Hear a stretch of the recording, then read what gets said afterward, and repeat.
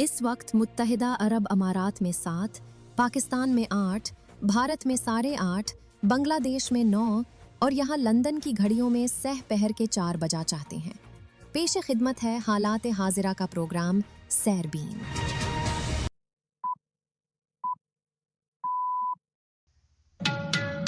शनिचर 25 अप्रैल के सैरबीन से जावेद चौधरी का सलाम। ईरानी वजीर खारजा अब्बास अराक्ची पाकिस्तान में अमरीकी वफ्द की भी इस्लामाबाद आमद का ऐलान, ताहम मुज़ाकरात पर इबहाम बरकरार। The president has decided to dispatch Special Envoy Witkoff and Jared Kushner back to Islamabad. The Iranians want to talk. They want to talk in person, and so the president is, as I've said. जनूबी Lebanon में Israeli हमलों में कम अज कम 6 अफराद हलाक, 2 जख्मी। लेबनानी वजारत सेहत का दावा। حضنا الأخير لإلي دقات قلبي اللي كنت عم بسمعهم قلت له يا الله إنه بس كرمال أمي وإخواتي. जानिए, जंग तो ईरान में है, लेकिन इसका दर्द चीन की फैक्ट्रियों में क्यों महसूस हो रहा है? चीन दुनिया भर को खुशामदीद कहने में मसरूफ है, जबकि उसका हरीफ अमेरिका जंग में उलझा हुआ है। ये भी जानिए कि चीनी ब्रांड्स की आलमी शोहरत का राज क्या है। न्यूयॉर्क में कॉफी चेन्स, टोक्यो में खिलौनों की दुकानें और अब लंदन के ऑक्सफोर्ड स्ट्रीट पर फ्लैगशिप स्टोर्स, चीनी ब्रांड्स को आलमी शोहरत मिल रही है। चारों आजाद होने के बावजूद भारतीय पैरा तीर अंदाज पायल नाग ने गोल्ड मेडल कैसे अपने नाम कर लिया? दोनों हाथ और पैरों से महरूम पैरा तीर अंदाज पायल ने world para archery series final में गोल्ड मेडल जीतकर तारीख रकम कर दी। पेरिस में पहला मॉडेस्ट फैशन शो, रिवायत, हया और जदीद अंदाज का हसीन इम्तिजाज। पेरिस के कैटवॉक पर धूम मचाते हुए दुनिया भर के डिजाइनर्स ने 3 रोजा मेले में शिरकत की, जिसका मकसद मॉडेस्ट फैशन का जश्न मनाना था। ये भी जानिए कि ईरान के ड्रोन्स ने दुनिया में ताकत के तस्वर को कैसे बदला। ईरानी ड्रोन्स ने अमेरिका और इसराइल के साथ ईरान की जंग में काफी अहम किरदार अदा किया है। एक तरह से कहा जाए तो दुनिया को हैरान कर दिया है, क्योंकि इस किस्म की जंग में इतने छोटे ड्रोन्स का इतना बड़ा किरदार एक्सपेक्ट नहीं किया जा रहा था।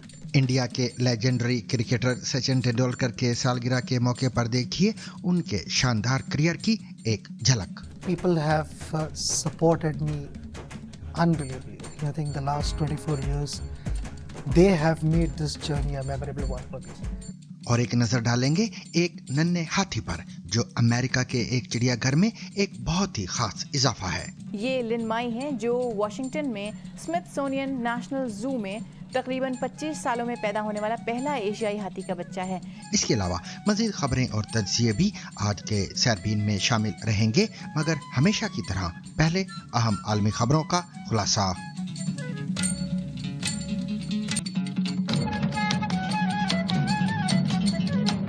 ईरान के वजीर खारिजा अब्बास अराक्ची एक आला सतही वफ्द के हमरा इस्लामाबाद पहुंच गए हैं, जहां नूर खान एयरबेस पर उनका इस्तकबाल नायब वजीर आजम और वजीर खारिजा इसहाक डार और आर्मी चीफ आसिम मुनीर ने किया।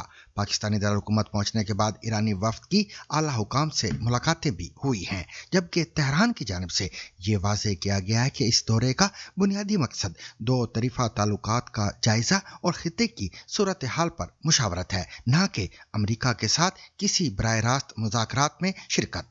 ईरानी वजारत खारिजा और खुद अब्बास अराक्ची के बयानात से यही इंदिया मिलता है कि ईरान अपनी सिफारती पोजीशन और हालिया पेशरफ्त से पाकिस्तान को आगाह करना चाहता है, ख़ुसूसन एक ऐसे वक्त में जब खित्ता एक हसास मरहले से गुजर रहा है। दूसरी जानिब व्हाइट हाउस ने ऐलान किया है कि अमरीकी खसूसी एलची स्टीव विटकॉफ और जेरेड कुशनर ईरान के साथ मुमकिना मुज़ाकरात के सिलसिले में आज इस्लामाबाद के लिए रवाना होंगे। ताहम इस हवाले से ताहाल कोई बाज़ाबिता शेड्यूल या मुलाकातों की तफसील जारी नहीं की गई। Well, look, as you know, and I spoke about it earlier this week, the president was flexible in granting an extension of the ceasefire throughout this time. The president has decided to dispatch Special Envoy Witkoff and Jared Kushner back to Islamabad. The Iranians want to talk. They want to talk in person, and so the president is, as I've said many, many times to all of you, always willing to give diplomacy a chance. So Steve and Jared will be heading to Pakistan tomorrow to hear the Iranians out. अमरीकी हुकाम की जानिब से हालिया दिनों में पेशरफ्त के इशारे जरूर दिए गए हैं, लेकिन जमीनी सूरत हाल में अब भी इबहाम बरकरार है कि आया दोनों फरीक बराह रास्त मुज़ाकरात करेंगे या पाकिस्तान महज एक सालसी का किरदार अदा करता रहेगा। उधर पाकिस्तान ने सिफारती सतह पर मुतहर्रिक किरदार जारी रखते हुए न सिर्फ ईरानी क़यादत से राब्ते किए बल्कि रूसी वज़ीर ख़ारिजा से भी मुशावरत की है, जबकि इस्लामाबाद में सिक्योरिटी इंतजामात और रेड जोन की बंदिश इस अमर की निशानदेही करती है कि किसी मुमकिना पेशरफ्त के लिए फ़िज़ा तैयार की जा रही है। ताहम फिलहाल ये सवाल बदस्तूर मौजूद है कि क्या ये सिफारती सरगर्मियां किसी ब्रेक थ्रो की जानिब बढ़ रही हैं या सिर्फ पैगाम रसानी तक महदूद रहेंगी। लेबनान की वजारत सेहत के मुताबिक जनूबी लेबनान में इस्राएली हमलों के नतीजे में कम अज कम 6 अफराद हलाक जबकि 2 जख्मी हो गए हैं। वजारत के मुताबिक ये हमले जुमा को किए गए, जबकि इस्राएली फौज ने दावा किया कि उसने उन मुकामात को निशाना बनाया जो उनके मुताबिक हिजबुल्लाह सरहद पार रॉकेट फायर करने के लिए इस्तेमाल कर रही थी। इस्राएली फौज ने यह भी दावा किया है कि जनूबी लेबनान में उसकी अफवाज को कई धमाका खेज ड्रोन्स का निशाना बनाया गया है। ताहम फौज की जानिब से मुमकिन जानी या माली नुकसान से मुतालिक कोई तफसीलात फराहम नहीं की गई। ये हमले एक ऐसे वक्त में किए गए हैं जब जुमेरात की शब जंगबंदी में 3 हफ्ते की तोसी का ऐलान किया गया था। ताहम इसराइल का कहना है कि वह हिजबुल्लाह को निशाना बनाने का हक बदस्तूर महफूज रखता है, जिस पर इस्राएली वज़ीर आज़म बिन्यामिन नेतन्याहू अमन मुज़ाकरात को नाकाम बनाने की कोशिश का इल्ज़ाम आयद करते हैं। الطيارة اللي ضربتها بلا صوت نزل صاروخ ضربها أمال صرخت هون زاحت على جنب نزلنا من السيارة صرنا قدام محل وقدامه أرميد بس الأرميد من فوق مكسر। सामीन जंग तो ईरान में हो रही है, लेकिन इसका दर्द चीन की फैक्ट्रियों में महसूस हो रहा है। चीनी चीज़ों की कीमतें बढ़ रही हैं और ताजरों के बकौल ये बढ़ती कीमतें दुनिया भर में सार्फिन को भी मुतासिर करेंगी। अलबत्ता वो दीगर ममालिक के मुकाबले में जंग से ज़्यादा मुतासिर इसलिए नहीं होगा क्योंकि उसके पास तेल के ज़खायर हैं जो एशिया में दूसरे ममालिक के पास नहीं है। चीन के रिन्यूएबल्स और इलेक्ट्रिक कार्स की तरफ बढ़ने वाले इक़दामात ने इसे जंग के बदतरीन असरात से महफूज कर दिया है। नामानिगार लौरा ब्रीकर दुनिया के सबसे बड़े तिजारती मेलों में गईं और वहां से उन्होंने हमें ये रिपोर्ट भेजी है, जिसे पेश कर रही हैं आलिया नाज़की। चीन दुनिया भर को खुशामदीद कहने में मसरूफ है, जबकि उसका हरीफ अमेरिका जंग में उलझा हुआ है। ये मुल्क दुनिया की सबसे बड़ी तिजारती नुमाइश में नई टेक्नोलॉजी के जरिए नए सार्फिन को अपनी जानिब माइल कर रहा है। इस साल मशरिक़ वस्ता से उन खरीदारों की तादाद में कमी आई है जो चीन की इलेक्ट्रिक गाड़ियों की कीमतों पर मोल तोल करते हैं, लेकिन जो यहाँ पहुँचने में कामयाब हुए हैं वो दुनिया की इस दूसरी बड़ी मईशत के साथ अपने ताल्लुकात को मजीद गहरा करने के ख्वाहिशमंद हैं। आजकल चीन और मशरिक़ वस्ता के दरमियान कारोबार कैसा है? कारोबार बहुत अच्छा चल रहा है, इंशाअल्लाह इसमें मजीद इजाफा होगा। तेल की कीमतों में इजाफे के बायस इलेक्ट्रिक गाड़ियों की मांग में तेजी आई है, लेकिन इन्हें खरीदारों तक पहुंचाना एक मुश्किल मरहला बन चुका है। गुज़श्ता बरस हमारी 90% गाड़ियां मशरिक़ वस्ता भेजी गईं, लेकिन इस साल जंग की वजह से हमारा कारोबार तकरीबन मुअत्तल होकर रह गया है। हमारी कुछ गाड़ियां अब भी चीनी बंदरगाहों पर रवानगी की मुंतज़िर हैं। असल तकलीफ इन तंग गलियों में महसूस की जा रही है, जहां चीन भी बाकी एशिया की तरह इस जंग के असरात झेल रहा है। टेक्सटाइल के कारखाने आलमी फैशन हाउसेस के लिए कपड़ा तैयार करने की खातिर तेल से बनी मसनूआत पर इन्हिसार करते हैं। ये ताजिर जो अपना चेहरा जाहिर नहीं करना चाहते बताते हैं कि टेक्सटाइल की कीमतों में 20% इजाफा हुआ है। यहाँ कीमतों में इजाफे का मतलब है कि पूरी दुनिया में महंगाई बढ़ेगी। हमने इस शहर के ताजरों और मजदूरों से बात की है जो दुनिया की सबसे बड़ी फैक्ट्री कहलाता है। इसमें कोई शक नहीं कि ये जंग चीन को मुआशी नुकसान पहुँचा रही है। ताहम सिफारती और सियासी मुहाज पर ये सूरत हाल सदर शी जिनपिंग के लिए एक बड़ी कामयाबी साबित हो सकती है। AI से तैयार करदा ये वीडियो, जिसमें एक जंगजू उक़ाब को ईरानी बिल्ली से लड़ते दिखाया गया है, चीनी सोशल मीडिया पर वायरल है। ये अमरीकी सदर पर एक वाज़ेह तंज है। इसके बरक्स चीन एक अमन पसंद मुल्क का किरदार अदा करते हुए अपने दोस्त मुल्क ईरान को मुज़ाकरात की मेज़ पर ला सकता है।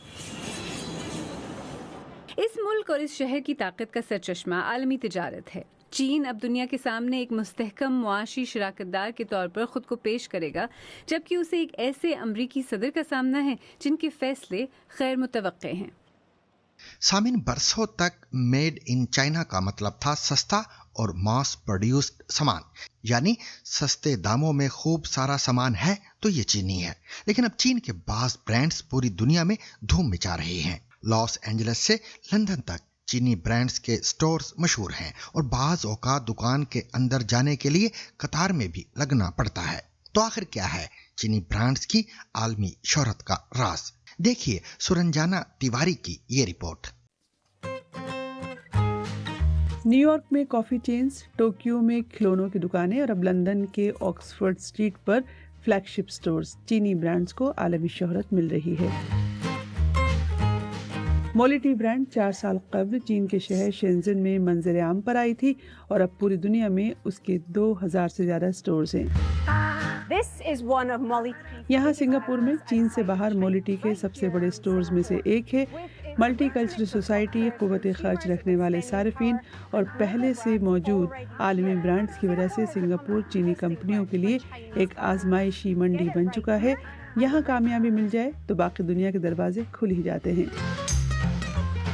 यही हिकमत अमली दुनिया की सबसे बड़ी हॉटपॉट चेन के लिए भी कामयाब साबित हुई। हाइडियालो के अब 14 ममालिक में 1300 से ज़्यादा रेस्टोरेंट हैं। कंपनी का कहना है कि इस कामयाबी की वजह है मजबूत सप्लाई चेन, एक जैसी सर्विस और सार्फिन के एक्सपीरियंसेस पर तवज्जो। बैरूनी ममालिक में रेस्टोरेंट एक ऐसी स्टेज पर पहुंच गए जहां पर वो इमिग्रेंट रेस्टोरेंट के बजाय ब्रांड रेस्टोरेंट बन गए। ये बाहर के मुल्कों में चीनी रेस्टोरेंट की तरक्की है। मिसाल के तौर पर कैलिफोर्निया में हमारे एक रेस्टोरेंट के 50% से ज्यादा कस्टमर गैर एशियाई हैं। बरसों से मगरबी ब्रांड्स के लिए मैन्युफैक्चरिंग करने के तजुर्बे ने चीनी कंपनियों को आलमी सतह पर अपनी पहचान बनाने की सलाहियत दी है।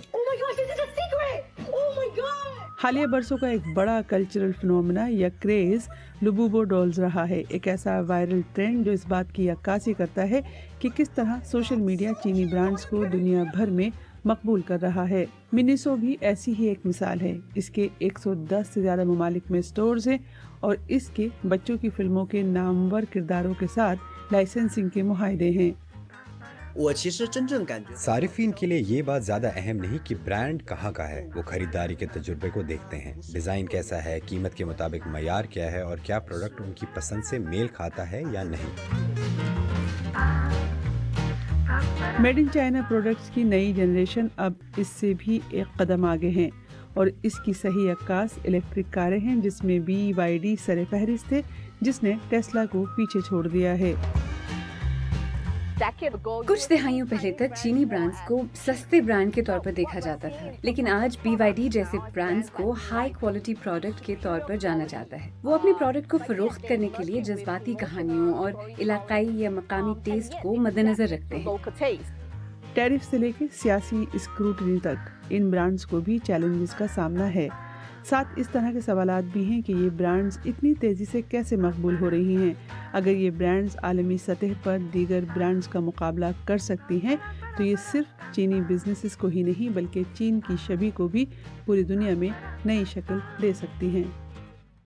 8 साल की उम्र में एक अफसोसनाक बिजली के हादसे में अपने चारों आज़ा खोने के बावजूद भारतीय पैरा तीर अंदाज पायल नाग ने हिम्मत और हौसले की ऐसी मिसाल कायम की है जिसने सबको हैरान कर दिया है। हाल ही में बैंकॉक में मुनक्कद होने वाली वर्ल्ड पैरा आर्चर सीरीज के फाइनल में न सिर्फ उन्होंने भारत की नुमाइंदगी की बल्कि शानदार कारकर्दगी का मुजाहरा करते हुए गोल्ड मेडल भी अपने नाम कर लिया। इस मुकाबले में उन्होंने मौजूदा आलमी चैंपियन शीतल देवी को शिकस्त देकर एक नई तारीख रकम की है। ये कामयाबी न सिर्फ उनकी जाती जिद्दोजहद का समर है बल्कि दुनिया भर के माजूर खिलाड़ियों के लिए उम्मीद और हौसले की एक रोशन मिसाल भी है। देखिए शफात पारो की ये खसूसी रिपोर्ट। दोनों हाथ और पैरों से महरूम पैरा तीर अंदाज पायल ने world para archery series final में गोल्ड मेडल जीतकर तारीख रकम कर दी। वो मोमेंट बहुत अच्छा लगा, बहुत हैप्पी मोमेंट था। वो मेरे लाइफ का फर्स्ट ऐसा मोमेंट था कि मैं बोल भी नहीं सकती, ऐसा मोमेंट था। मैं हूँ पायल नाग, ओडिशा की रहने वाली हूँ और मेरी एज है 18 साल और मैं एक पैरा आर्चर हूँ। मेरे पापा नीचे काम कर रहे थे, मैं 4 मंजिल ऊपर में जाके खेल रही थी भाई के साथ और वो 4 मंजिल के साइड से एक तार गया था, तो उसमें मेरे भाई ने कपड़ा फेंक दिया। मेरा भाई भी छोटा था तो उसको भी पता नहीं था, तो उसने बोला मुझे निकाल के दे कपड़ा, तो मैंने निकाल के दिया। वो भी लोहे के रॉड से निकाली तो करंट लगा। फिर पानी था छत में, तो पानी में मुझे ना ऐसे फेंक दिया। तो भाई बचाने के लिए जा रहा था, लेकिन पानी के करंट से भाई को भी फेंक दिया। फिर उसके बाद मुझे हॉस्पिटल लेके गए थे। फिर डॉक्टर ने बोले कि इन्फेक्शन हो गया है, 4 हाथ पैर काटने पड़ेंगे करके। जब हॉस्पिटल में थे तभी बोल दिए थी मेरे रिलेटिव बोल दिए, माँ बाप ने नहीं बोले, रिलेटिव बोले कि अब तो ये बच्ची कुछ नहीं कर सकती है, अब इसको रख के क्या फायदा, जहर दे के मार दो करके। मैं बोलो छो ना। जब मैं फर्स्ट टाइम स्कूल गई तो मैं मम्मा को पूछी मैं कैसे लिखूँ, आके स्कूल में बैठा दिया, ऐसे बोले मैं। तो मम्मा बोलते हैं लिख नहीं सकती तो क्या, वो पढ़ तो सकती है करके। फिर ऐसे 2-3 दिन स्कूल गई। फिर 2-3 दिन के बाद मेरे मम्मा ने मुंह से पेन पकड़ा दिए, मुंह से लिखना स्टार्ट करके। फिर धीरे धीरे ड्राइंग बनाना सीखी। फिर मम्मा मुझे 2-3 कॉम्पिटिशन में भी लेके गए, ड्राइंग कॉम्पिटिशन में, सिंगिंग कॉम्पिटिशन में। जब वो 9वीं जमात में थी तो उन्हें उड़ीसा के एक यतीम खाने मुंतकिल कर दिया गया था। वो पढ़ाई और ड्राइंग में मुसलसल दिलचस्पी दिखाती रहीं। तीरंदाजी के एक कोच उनकी बनाई हुई एक तस्वीर से इतने मुतासिर हुए कि उन्होंने पायल को तरबियत देना शुरू किया और सन 2023 में जम्मू के करीब वाक़या कटरा शहर ले गए। जब मैं फर्स्ट टाइम आई तो मुझे नहीं लग रहा था कि मैं कर पाऊंगी। जब मैं वहाँ रह के शीतल दीदी का वीडियो देखी थी तो मुझे नहीं लग रहा था, उनके तो 2 पैर है तो वो पैर से कर रहे थे, तो मुझे नहीं लग रहा था कि मैं कर पाऊंगी करके। पहले तो मतलब कि धनुष उठाने में मेरे पैर भी छिल जाते थे, दर्द होते थे, मेरे कंधे छिल जाते थे, तो बहुत मुसीबतें आई हैं। फिर मेरे जब डिवाइस बना तो मैं फर्स्ट टाइम जब एरो चलाई थी तो बहुत खुश हुई थी, क्योंकि मैं फिर उस दिन सोची कि हाँ मैं भी चला सकती हूँ। आज इस गेम की वजह से मैं एरोप्लेन में भी बैठी, जब फर्स्ट टाइम बैठी तो बहुत खुश हुई थी। मैं फर्स्ट टाइम बुर्ज खलीफा देखी, जो बुर्ज खलीफा को मैंने इंस्टा में, फोटो में, वीडियो में देखी थी, उसको सामने से देखी तो मुझे बहुत अच्छा लगा था। अब पायल का ख्वाब है कि वो इंडिया के लिए ओलंपिक मेडल जीते। सामीन, पेरिस जिसे दुनिया का फैशन हब समझा जाता है, वहाँ फैशन के कई प्रोग्राम्स होते रहते हैं, लेकिन इस बार एक मुख्तलिफ आगाज देखने में आया, जहां पहला मॉडेस्ट फैशन शो मुनक्कद हुआ। मॉडेस्ट फैशन की खास पहचान यह है कि वो कुशादा स्टाइल्स होते हैं जो इंसानी जिस्म की साख्त को छुपाते हैं। वैसे तो इस अरबों डॉलर की सनत का बुनियादी रुख मुसलमान खवातीन की तरफ है, लेकिन सिर्फ वही इस स्टाइल की वाहिद खरीदार नहीं है। पेरिस से यास्मीन खातून दीवान की रिपोर्ट, जिसे पेश कर रही हैं नाजिश फैज। पेरिस के कैटवॉक पर धूम मचाते हुए दुनिया भर के डिजाइनर्स ने 3 रोजा मेले में शिरकत की, जिसका मकसद मॉडेस्ट फैशन का जश्न मनाना था। इस इवेंट में फ्रांस के मकामी डिजाइनर्स से लेकर नाइजीरिया, मलेशिया और मशरक वस्ता के डिजाइनर्स शामिल थे। इस आलमी इवेंट में 20 मुख्तलिफ मुल्कों के डिजाइनर्स ने अपनी कलेक्शन पेश की, जो इस शोबे में पाए जाने वाले तनों की अक्कासी करती हैं। पेरिस में ये अपनी नौयत की पहली ऐसी नुमाइश है, एक ऐसी कामयाबी जिसे कोई भी ब्रांड खुशाइन करार देगा। यहाँ आना और अपने काम की नुमाइश करना महज दिखावे के लिए नहीं है। इसका मकसद अपनी कहानी को सही जगह पर और बिल्कुल दुरुस्त अंदाज में पेश करना है। हमारे लिए इस सनत का हिस्सा महसूस करना बहुत जरूरी है। हम तवील अरसे तक इस मैदान में खुद को अजनबी समझते रहे हैं। इस वक्त दीगर मुसलमान डिजाइनर्स के दरमियान यहाँ होना एक खुश आइन बात है। खवातीन की क़यादत में चलने वाली ये सनत, जिसकी मालियत का तखमीना 370 अरब डॉलर लगाया गया है, उन खवातीन के लिए एक जामे जगह बन चुकी है जो मॉडेस्ट मलबूसात की तलाश में रहती हैं। यही वजह है कि अब मेन स्ट्रीम फैशन इंडस्ट्री भी इन रुझानात पर गहरी नज़र रखे हुए है। डिजिटल मीडिया हमारे लिए एक अहम मोड़ साबित हुआ, क्योंकि यहाँ हम कह सकते हैं कि हाँ, हम यहाँ मौजूद हैं और फिर हम अपना रास्ता खुद बनाते हैं। अगर हमें इंडस्ट्री में अपने लिए सही जगह नहीं मिल रही तो डिजाइनर्स, मीडिया और इन्फ्लुएंसर्स मिलकर अपना सफर क्यों नहीं शुरू कर सकते?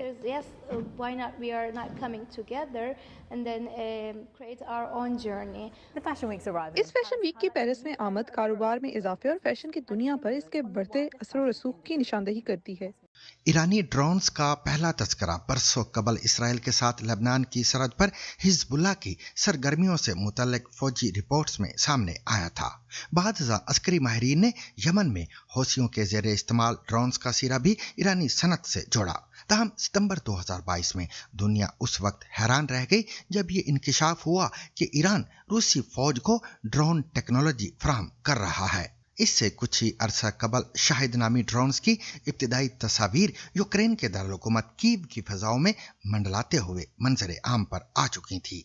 ये सवाल अहम है कि 40 सालों से पाबंदियों का शिकार मुल्क बैनुल-अक़वामी तनाज़ात में खेल के असूल कैसे बदलने में कामयाब हो गया। कौन सी बुनियादी कदरें और अवामिल थे जिन्होंने इसे ड्रोन टेक्नोलॉजी के शोबे में ये कामयाबी दिलाई। इन सवालों का जवाब सुनिए समरा फातिमा से। ईरानी ड्रोन्स ने अमेरिका और इसराइल के साथ ईरान की जंग में काफी अहम किरदार अदा किया है। एक तरह से कहा जाए तो दुनिया को हैरान कर दिया है, क्योंकि इस किस्म की जंग में इतने छोटे ड्रोन्स का इतना बड़ा किरदार एक्सपेक्ट नहीं किया जा रहा था। अब अहम सवाल ये है कि 40 बरस से पाबंदियों का शिकार मुल्क बैनुल-अक़वामी तनाज़ात में खेल के उसूलों को बदलने में कामयाब हुआ कैसे?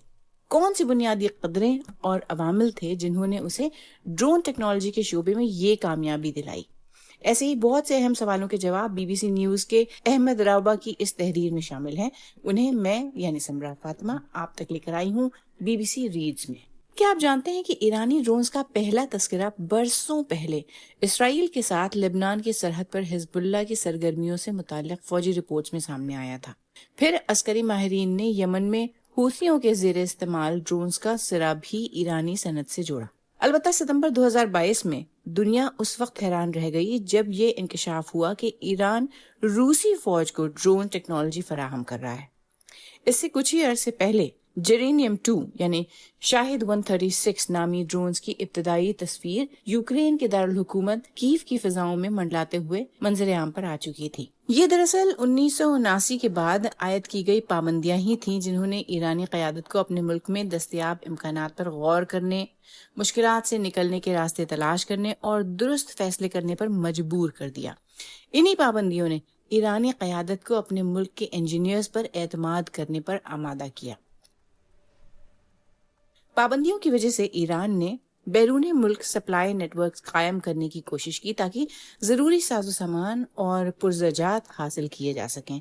बाज़ मौक़े पर उन्होंने सिविल टेक्नोलॉजी का भी सहारा लिया, लेकिन सबसे बढ़कर ये कि महदूद वसाइल की मौजूदगी में ईरानियों ने वाज़ेह हिकमत अमली को सब्र, इस्तकामत और तसलसल के साथ अमली जामा पहनाया और यही उनकी कामयाबी की असल बुनियाद बनी।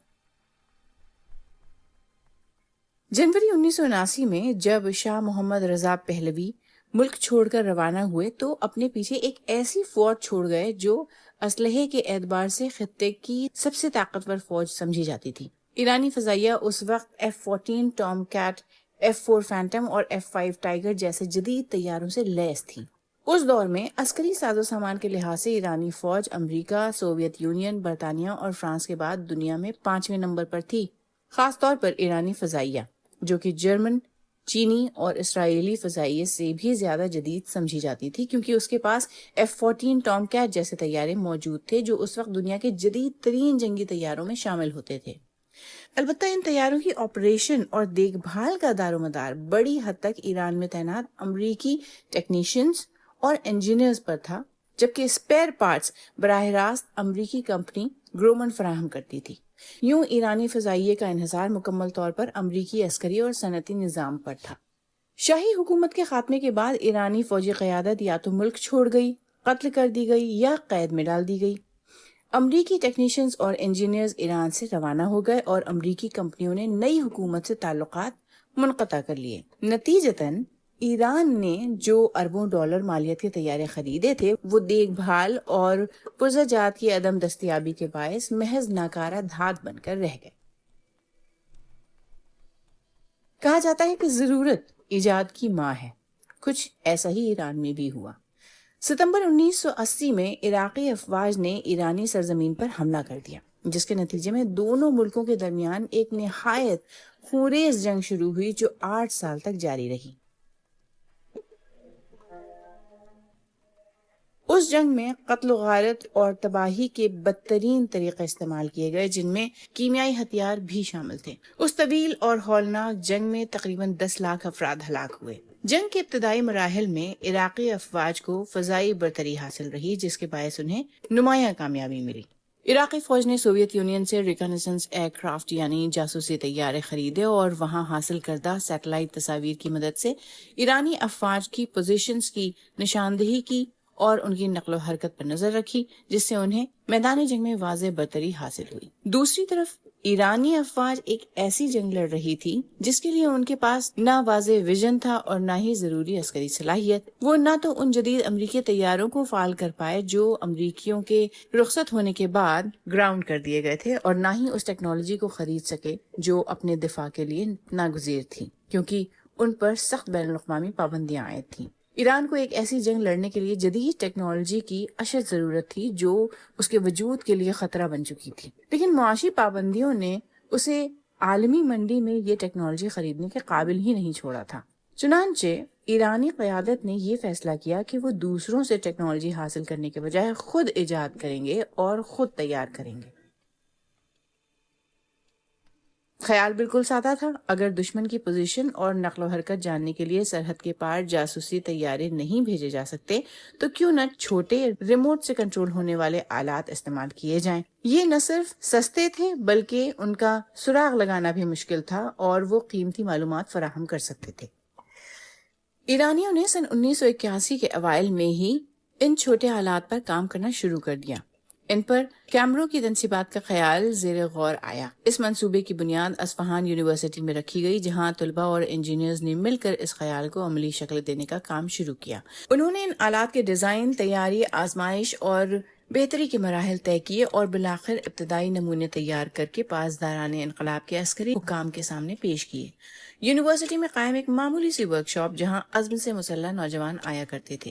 یہ وہ نوجوان تھے جو جہاد تعمیر اور یونیورسٹی جہاد جیسے تصورات پر یقین رکھتے تھے، جنہیں اسلامی انقلاب کے بعد ملک کی قیادت نے بطور قومی نصب العین اپنایا تھا۔ برسوں کی کوششوں، بار بار کی ناکامیوں اور مسلسل جدوجہد کے بعد اصفہان کی اسی یونیورسٹی ورکشاپ میں یہ نوجوان ڈیزائن تیار کرتے اور پھر ان کے تجربات کرتے۔ ان میں ایک سویلین پائلٹ جس کا نام فرشید تھا، دوسرا سعید نامی فزکس کا طالب علم اور تیسرا مسعود زاہد نامی پیشہ ور سونار تھا۔ جب پہلی مرتبہ انہوں نے اپنا ابتدائی نمونہ فوجی حکام کے سامنے پیش کیا تو بعض افسران نے اس خیال کا مذاق بھی اڑایا۔ یہ ماڈل کسی بچے کے کھلونے سے زیادہ معلوم نہیں ہوتا تھا، جو نہایت غیر معمولی اشیاء سے تیار کیا گیا تھا۔ اس کا فیول ٹینک ایک طبی آئی وی بیگ تھا، جبکہ اس کا فین یا پنکھا مکمل طور پر ہاتھ سے تیار کیا گیا تھا۔ سن 1983 میں محاذ جنگ سے تقریباً 40 کلومیٹر دور وہی کھلونا یعنی یہ چھوٹا سا طیارہ پہلی بار عراقی فوجی پوزیشن کے اوپر پرواز کرنے میں کامیاب ہوا۔ یہ طیارہ واضح اور قابل استعمال تصاویر کے ساتھ واپس لوٹا، جن میں عراقی فوجی تنصیبات صاف نظر آ رہی تھیں۔ اس کامیابی کے بعد تھنڈر بٹالین کے قیام اور ایک باقاعدہ ڈرون پروگرام کے آغاز کے احکامات جاری کر دیے گئے۔ یہ پروگرام اصفہان یونیورسٹی کی ایک طالب علمانہ ورکشاپ سے نکل کر پاسداران انقلاب کے فوجی کمانڈروں کے زیر نگرانی آ گیا۔ ان طیاروں کی تیاری کرنے کے لیے درکار پرزجات حاصل کرنے کی خاطر پروگرام کے منتظمین کو ملک پر عائد پابندیوں کو توڑتے ہوئے عالمی منڈیوں تک رسائی حاصل کرنا پڑی۔ پاسداران انقلاب نے دبئی میں کمپیوٹر کا ایک نیٹ ورک قائم کیا اور سنگاپور میں موجود ثالثوں کے ذریعے درجنوں ممالک سے پرزجات علیحدہ علیحدہ حالت میں خریدے۔ یہ پرزے بعد ازاں اصفہان منتقل کیے گئے، جہاں ان کی اسمبلنگ کی گئی۔ یہی وجہ ہے کہ یوکرین میں مار گرائے گئے شاہد 136 ڈرون میں امریکی ساخت چپس پائے گئے۔ ڈرونز نے جاسوسی کے میدان میں اپنا لوہا منوایا اور سن 1983 کے بعد کئی فیصلہ کن مارکوں میں ایرانی افواج نے عراقی فوج کے خلاف ان کا استعمال کیا۔ سن 1987 سے رات بٹالین کے انجینئرز اور فوجی اہلکار اس خیال پر بھی کام کر رہے تھے کہ ڈرونز کو محض جاسوسی کے بجائے حملہ آور ہتھیار کے طور پر تیار کیا جائے۔ اگر کوئی ڈرون دشمن کی پوزیشن کے اوپر پرواز کرتے ہوئے ان کی نقل و حرکت کی فلم بنا سکتا ہے تو مسلح کیے جانے کی صورت میں وہ انہیں نشانہ بنا کر تباہ بھی کر سکتا ہے۔ البتہ اس کے لیے بالکل مختلف نوعیت کی صلاحیتیں اور ٹیکنالوجی درکار ہوتی ہیں، جسے بعد میں رات بریگیڈیئر نے ترقی دے کر مہاجر نامی جنگی ڈرون کی صورت میں پیش کیا۔ سن 1988 میں ایران ان اولین ممالک میں شامل تھا جنہوں نے مسلح اور بغیر پائلٹ فضائی گاڑیاں یعنی UAVs جو آئس ڈرونز کہلاتے ہیں میدان جنگ میں استعمال کی. اگرچہ آج امریکہ، ترکی اور اسرائیل اس صنعت میں نمایاں نام سمجھے جاتے ہیں، مگر حقیقت یہ ہے کہ ایران اس میدان میں ابتدائی پیش روؤں میں شامل تھا. سن 1988 میں ایرانی ڈرون ڈیزائن کے اعتبار سے نہایت ابتدائی نوعیت کے تھے، جن کی زیادہ سے زیادہ پرواز کی حد 50 کلومیٹر سے زیادہ نہیں تھی، مگر 2026 تک ایران ایسے جدید ڈرونز تیار کر چکا تھا جو ایرانی سرزمین سے پرواز کر کے کئی ممالک کی فضائی حدود عبور کرتے ہوئے اسرائیل میں اہداف کو نشانہ بنانے کی صلاحیت رکھتے تھے. در حقیقت اسرائیل حتیٰ کہ امریکہ سے بھی پہلے وہ پہلا ملک تھا جس نے فوجی مقاصد کے لیے بغیر پائلٹ ڈرونز یعنی UAVs کا استعمال کیا. اس نے سن 1973 کی جنگ میں انہیں مصری فضائی دفاعی نظام کو دھوکہ دینے اور زمین سے فضا میں مار کرنے والے میزائلوں کو ناکارہ بنانے کے لیے استعمال کیا تھا. یہی اصول بعد میں ایرانی ڈرون پروگرام کے ذمہ داروں نے بھی اپنایا اور اسے مزید ترقی دی. اسی طرح سن 1982 میں لبنان پر اسرائیلی حملے کے دوران اسرائیل نے اسکاؤٹ اور ماسٹف ڈرونز کو جاسوسی کے لیے اور وادی بقا میں شامی میزائل بیٹریوں کی نشاندہی اور انہیں نشانہ بنانے کے لیے استعمال کیا. یہ واقعہ مسلح تنازعات کی تاریخ میں جنگی ڈرونز کے عملی اور مؤثر استعمال کا پہلا واضح مظاہرہ سمجھا جاتا ہے. اس دوران ایرانی ماہرین نے لبنان میں ہونے والی پیش رفت پر بھی گہری نظر رکھی. حزب اللہ میں موجود ان کے اتحادیوں نے اسرائیلی ڈرونز کے بارے میں درست اور تفصیلی معلومات اکٹھی کرنے میں ان کی مدد کی. ان معلومات کی بنیاد پر یہ نتیجہ اخذ کیا گیا کہ اسرائیلی ڈرونز اتنے زیادہ پیچیدہ نہیں ہیں کہ تہران اور اصفہان کی جماعت میں موجود ایرانی ماہرین اور انجینئرز ان کی نقل تیار نہ کر سکیں. عسکری تجزیہ کاروں نے متعدد رپورٹس میں نشاندہی کی ہے کہ ابتدائی ایرانی ڈرون ماڈلز میں اسرائیلی اسکاؤٹ اور ماسٹر ڈرون سے کافی مماثلت پائی جاتی ہے. ان کے مطابق ایرانی انجینئرز نے ان خصوصیات کے لیے اسرائیلی ڈرون سے تحریک حاصل کی. سن 1970 کی دہائی سے یہ تصور عام رہا ہے کہ جدید ترین ٹیکنالوجی پر مبنی ہتھیار ہی سب سے زیادہ قیمتی اور مؤثر ہوتے ہیں. ایک گائیڈڈ میزائل جو 1000 کلومیٹر کے فاصلے سے درستگی کے ساتھ ہدف کو نشانہ بنائے 100 ایسے ہتھیاروں سے کہیں زیادہ بہتر سمجھا جاتا ہے جو گائیڈڈ نہ ہوں. ایرانیوں نے اس عسکری مساوات میں ایک نیا تصور شامل کیا. اگر ان کا ملک تکنیکی ترقی میں اپنے مخالفین کا مقابلہ نہیں کر سکتا تو پھر اسے تعداد اور معاشی لاگت میں مقابلہ کرنا ہوگا. یہی وہ بنیادی تصور ہے جس پر ایرانی ڈرون پروگرام کی بنیاد رکھی گئی. اگر ایک ڈرون تیار کرنے پر تقریباً $20,000 لاگت آتی ہے تو درستگی کے لحاظ سے $20 لاکھ مالیت والے کروز میزائل کا مقابلہ نہیں کر سکتا. لیکن اگر 100 ڈرونز ایک ساتھ بھیجے جائیں تو مخالفین کو انہیں مار گرانے کے لیے کم از کم 100 کروز میزائل استعمال کرنا پڑیں گے اور ممکن ہے اس سے بھی زیادہ. ڈرونز کو بنیادی طور پر انتہائی درستگی یا شدید تباہی کے لیے نہیں بلکہ دشمن کے دفاعی نظام کو تھکانے، ختم کرنے اور اس کے مالی وسائل پر دباؤ ڈالنے کے لیے ڈیزائن کیا جاتا ہے. ایرانی حملے طویل عرصے تک جاری رہ سکتے ہیں کیونکہ یہ دشمن کے میزائل دفاعی نظام کے مقابلے میں 10 سے 20 گنا کم لاگت رکھتے ہیں. ایک سادہ حساب کے مطابق 100 ڈرونز لانچ کرنے پر حملہ آور ریاست کو تقریباً $20 لاکھ خرچ کرنا پڑتے ہیں. اس کے برعکس اپنے مفادات کے دفاع کے لیے کھڑی ریاست کو ان ڈرونز کو مار گرانے کے لیے یعنی انٹرسپٹ کرنے کے لیے $200 ملین مالیت کے جدید میزائل استعمال کرنا پڑتے ہیں، چاہے ان ڈرون سے ہونے والا نقصان کتنا ہی کم کیوں نہ ہو. ڈرونز کی ایک اور اہم برتری یہ ہے کہ انہیں ریڈار کے ذریعے شناخت کرنا مشکل ہوتا ہے کیونکہ وہ کم رفتار سے اور نچلی پرواز کی سطح پر پرواز کرتے ہیں. مزید یہ کہ جب ڈرونز کو ایک ہی وقت میں بڑی تعداد میں روانہ کیا جائے تو وہ دفاعی نظام پر حد سے زیادہ دباؤ ڈال دیتے ہیں، جس کے نتیجے میں بعض اوقات یہ نظام تمام ڈرونز کو روکنے میں ناکام ہو جاتا ہے. کراچی کے کرکٹ میدان سے شروع ہونے والا سچن تندولکر کا سفر محض ایک ڈیبیو نہیں تھا بلکہ ایک ایسے عہد کی ابتدا تھی جس نے عالمی کرکٹ کا نقشہ بدل دیا.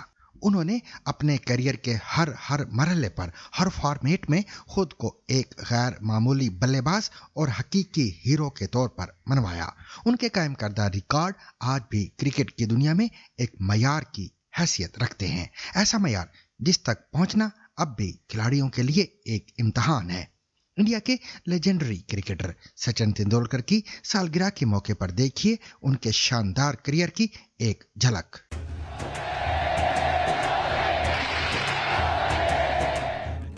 People have supported me unbelievably. I think the last 24 years, they have made this journey a memorable one for me. Sachin Tendulkar, cricket की दुनिया का वो नाम जिसकी बैटिंग के चाहने वालों ने कभी सरहदों की परवाह नहीं की। आज 24 अप्रैल है, सचिन की सालगिरह। सन 1979 शायकीन से भरा हुआ कराची का नेशनल स्टेडियम और फील्डिंग में पाकिस्तान के खतरनाक बॉलर्स वसीम अकरम, वकार यूनिस और इमरान खान, और उनके सामने 16 साल का एक घुंघरेले बालों वाला लड़का। ये था सचिन तेंदुलकर का डेब्यू मैच। पहली इनिंग में सिर्फ 15 रन बनाकर वकार यूनिस की यॉर्कर पर क्लीन बोल्ड हो गए, मगर हौसला नहीं हारा।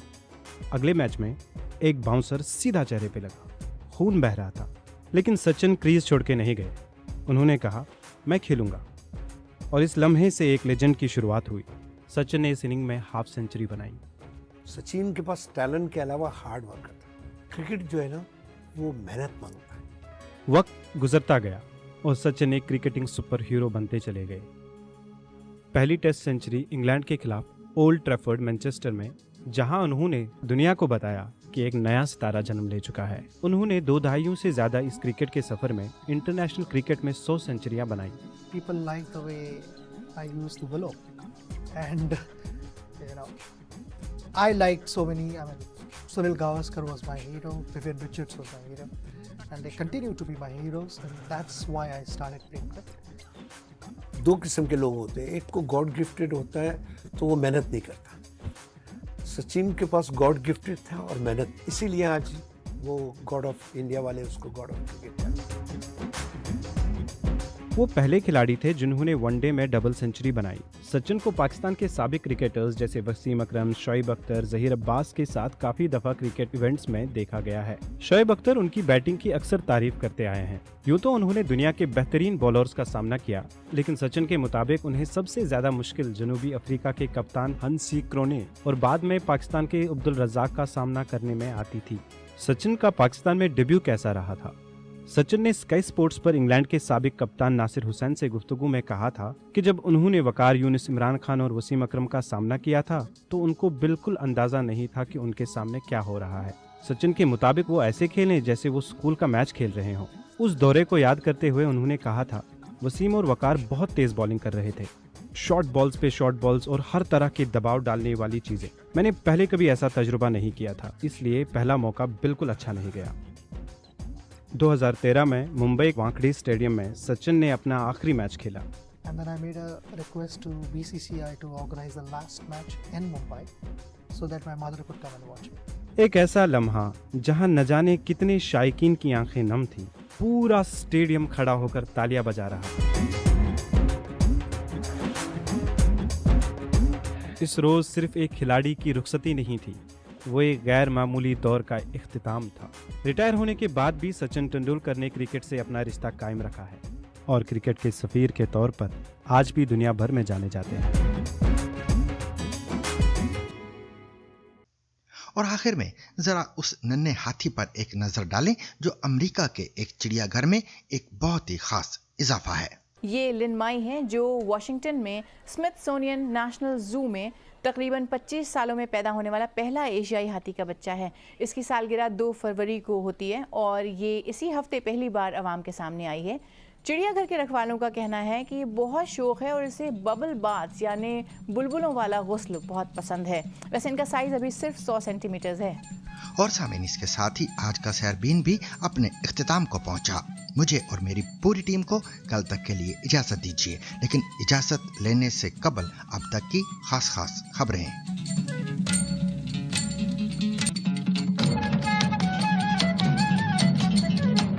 ईरानी वजीर खारजा अब्बास अरागची की जानिब से जारी बयानात में पाकिस्तानी वजीर आजम शहबाज शरीफ और फील्ड मार्शल आसिम मुनीर से मुलाकातों की तफसील बताई गई है। बयानात के मुताबिक ईरानी वजीर खारजा का कहना है कि उन्होंने जंग बंदी से मुतालिक ताज़ा तरीन पेशरफ्त और जंग के मुकम्मल खात्मे पर अपने मुल्क का असूली मौक़िफ़ वज़ाहत के साथ पेश कर दिया है।